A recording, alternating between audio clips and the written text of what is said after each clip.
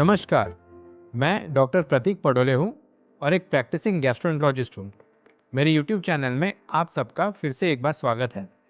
इस चैनल में हम पेट, अतड़िया और लिवर के बारे में बहुत इम्पोर्टेंट इन्फॉर्मेशन आप सब तक पहुँचाते हैं। और आज की इस वीडियो में हम आपको एक ऐसी इम्पोर्टेंट बीमारी के बारे में बताने वाले हैं जो कि बहुत डेबिलिटेटिंग है, जिसके बहुत खतरनाक सिम्टम्स भी हो सकते हैं और जो कोलोन कैंसर का एक कारण भी है। तो आखिरी तक इस वीडियो में बने रहिए। वीडियो शुरू करने से पहले हमारे चैनल को सब्सक्राइब करिए और बेल आइकॉन को ज़रूर प्रेस करिए।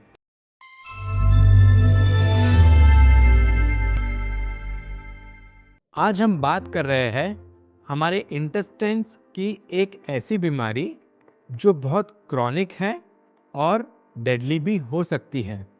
हम बात कर रहे हैं इन्फ्लेमेटरी बावेल डिसीज़ के बारे में, IBD। ये नाम आप में से कई लोगों ने सुना होगा या आप में से कई लोगों के पहचान में इन बीमारियों का उल्लेख हुआ होगा। IBD का फुल फॉर्म होता है इन्फ्लेमेटरी बावेल डिसीज़। इन्फ्लेमेटरी का मतलब है हमारे शरीर की रचना को डैमेज करने वाली कुछ ऐसे सिस्टम्स जो हमारे शरीर में सूजन कर देती है, जिसे मेडिकल भाषा में हम इन्फ्लेमेशन कहते हैं।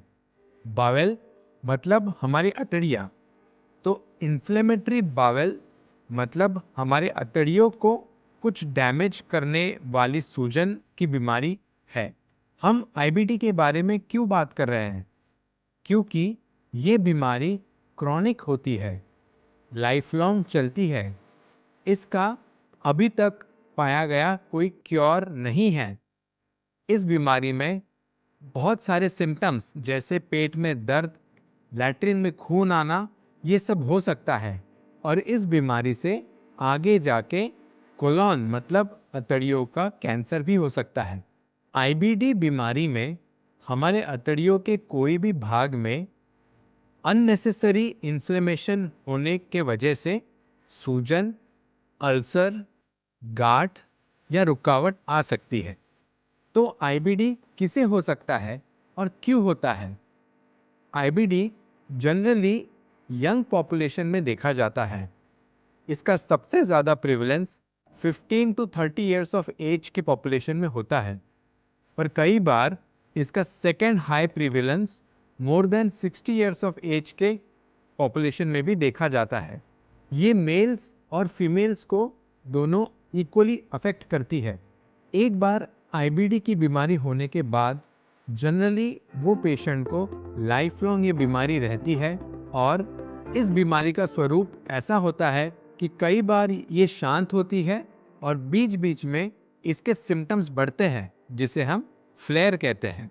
ये बीमारी क्यों होती है? अनफॉर्चुनेटली कोई फिक्स्ड कॉज या रीज़न इस बीमारी का होने का देखा नहीं गया है, पर जेनेटिक कंपोनेंट एक बहुत इम्पॉर्टेंट पार्ट प्ले करता है। फैमिली में अगर IBD की बीमारी की हिस्ट्री हो तो फैमिली मेंबर्स को होने की संभावना बहुत ज़्यादा होती है। कुछ जीन्स हमारे अतड़ियों के सेल्स को प्रोटेक्ट करते हैं। अगर उन जीन्स में कुछ गड़बड़ हो तो सेल डैमेज होना फास्ट होता है। वैसे ही कुछ जीन्स हमारे प्रोटेक्टिव मैकेनिज्म मतलब इम्यूनिटी को कंट्रोल करते हैं। जब ये जीन्स गड़बड़ हो जाते हैं तो अनकंट्रोल्ड इम्यूनिटी के वजह से हमारे अतड़ियों के सेल्स को डैमेज होता है, जिसके वजह से इन्फ्लेमेटरी बावेल डिसीज़ हो सकती है। जेनेटिक्स के अलावा कुछ इम्पॉर्टेंट कारण डाइट और हमारे अतड़ियों में होने वाले बैक्टीरिया से संबंधित है, लेकिन इसका कोई ठोस कारण अभी तक पता नहीं चला है। तो आगे जानते हैं कि इस बीमारी में दरअसल अतड़ियों में क्या होता है। जब हमारा इन्फ्लेमेटरी सिस्टम हमारे बॉडी को प्रोटेक्ट करने की जगह हमारे बॉडी को ही डैमेज करना चालू होता है, तब हमारे अतड़ियों के सेल्स डैमेज होते हैं। हमारी अतड़ियाँ दरअसल बहुत लंबी होती है। मुंह से लेकर लैट्रिन के रास्ते तक हमारा डाइजेस्टिव सिस्टम करीबन 9 मीटर लंबा होता है। इनमें मुख्यतः इंटेस्टिन्स मतलब स्मॉल इंटेस्टिन और लार्ज इंटेस्टिन को अफेक्ट करने वाली बीमारी होती है ये आईबीडी। हमारे इंटेस्टाइन में अंदर के तरफ एक लाइनिंग होती है जिसे हम कहते हैं म्यूकोजा, और इस म्यूकोजल लाइनिंग के सेल्स को डैमेज करती है ये आईबीडी की बीमारी।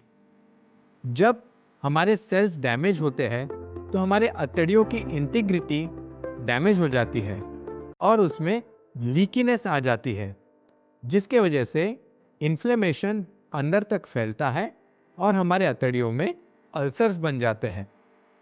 जब ये अल्सर्स हमारे बड़ी अतड़ियों से शुरू होते हैं और ऊपर के तरफ फैलते हैं, उस प्रकार की बीमारी को हम अल्सरेटिव कोलाइटिस की बीमारी कहते हैं।